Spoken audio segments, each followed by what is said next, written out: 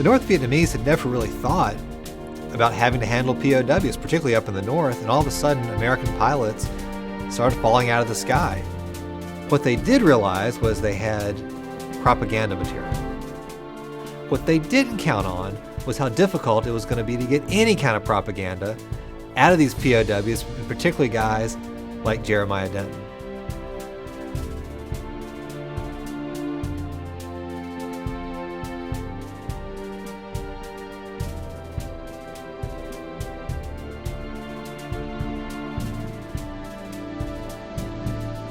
Rather than be able to simply refuse to go to a press conference, as they called it, I decided that rather than go through the torture again at that point, that I would probably be better advised to go to the conference and then break it up.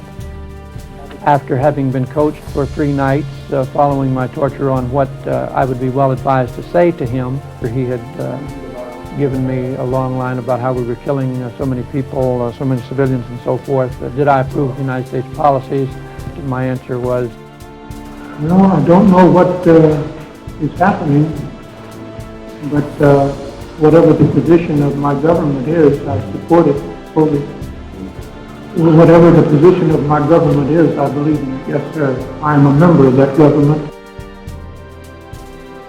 Well, we were just the family, you know, clustered together in the den in that house on Watergate Lane. And, you know, as I recall, it came on the regular news about 6 o'clock in the evening. And now, ladies and gentlemen, it was horrifying to us because he did not look good. He looked really bad. And he was, I mean, he looked almost comatose, you know. They had him bow a little bit like this and like this in his chair. I mean, he looked terrible. And he was terrible. And it was worse afterwards.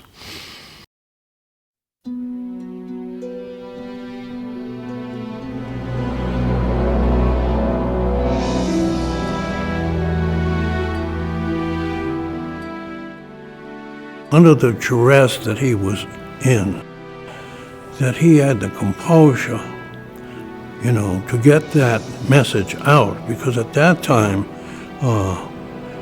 everybody believed that we were receiving good treatment, and that was far from the case.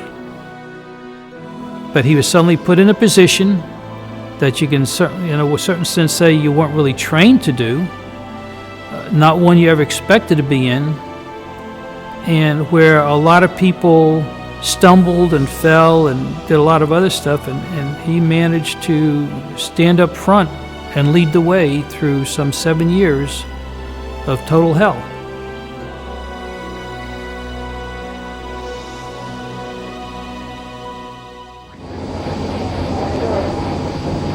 We are honored to have the opportunity to serve our country under difficult circumstances.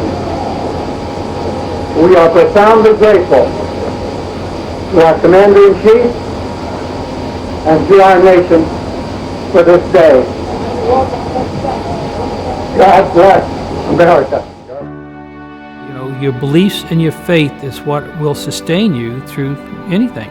And he lived that. You want to say he proved it. His story should be known by everybody.